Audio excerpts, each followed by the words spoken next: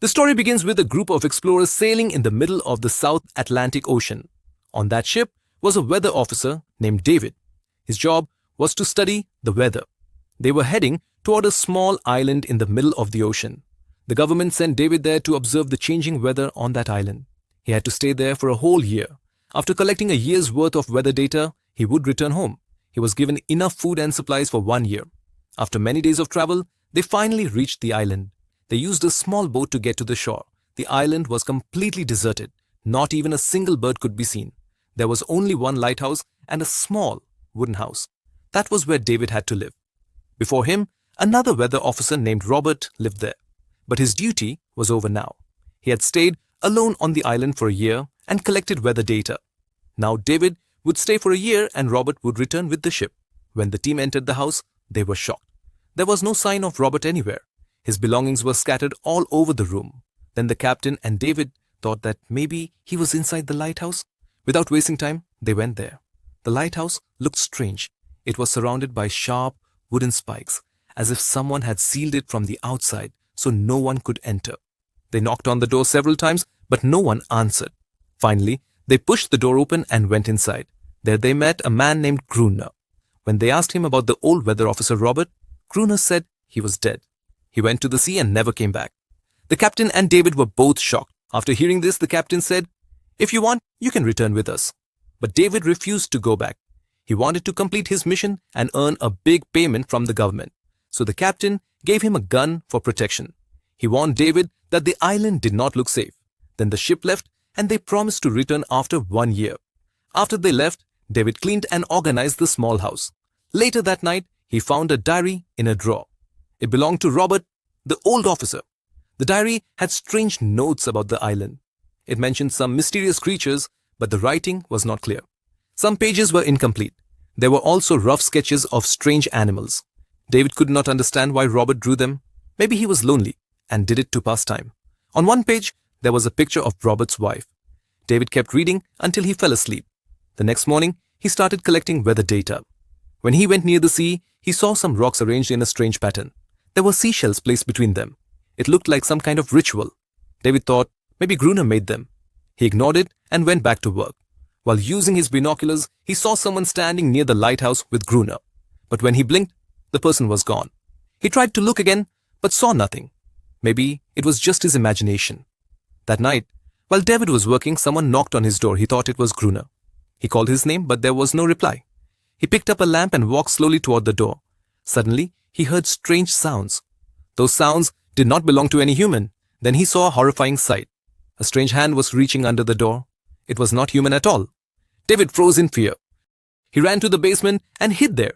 Soon, that mysterious creature broke into the house. It started searching for him. David watched it quietly through a small gap in the floor. But the creature noticed his movement. It rushed toward him and tried to grab him. David picked up a knife and stabbed it in the eye. The creature screamed and ran away. But David knew it could return anytime. Now, he was sure that what Robert wrote in his diary was true. He couldn't sleep the entire night. In the morning, he saw strange footprints in the sand. They were not human. The tracks led straight to the sea. Now David understood why Gruner surrounded the lighthouse with sharp wooden spikes. He realized that staying in his wooden house was dangerous. The creatures could attack any time. Terrified, David ran to the lighthouse and shouted for Gruner to open the door. But Gruner refused. He yelled that David should have left with the ship. Then he poured water on him from above to drive him away. David returned sadly. He decided to protect himself. He blocked all the windows with wooden planks.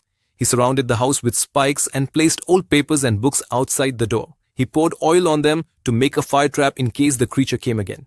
Inside, he found an old box. There was a gun and many bullets. That gave him a little hope. As the sun went down, he became more afraid. Darkness covered the island. David sat in a corner with his gun, waiting. His heart was pounding.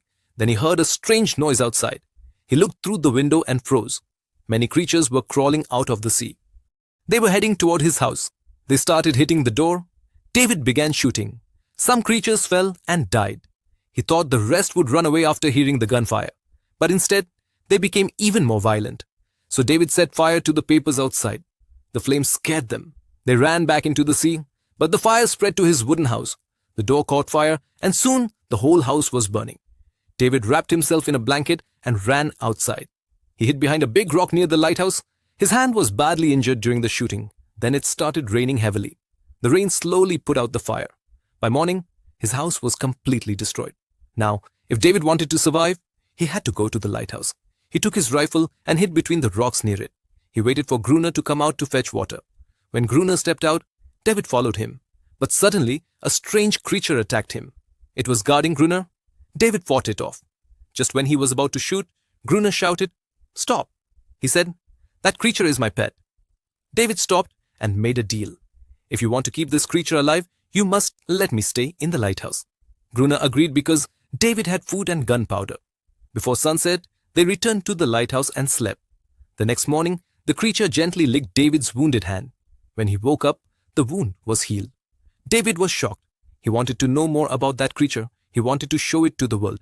He thought if they revealed its secret, they could become rich and famous. But Gruner didn't want that. He didn't want to leave the island. He said he had no one left in the world. This island was his kingdom. He even wrote on many rocks that Gruner is the king here.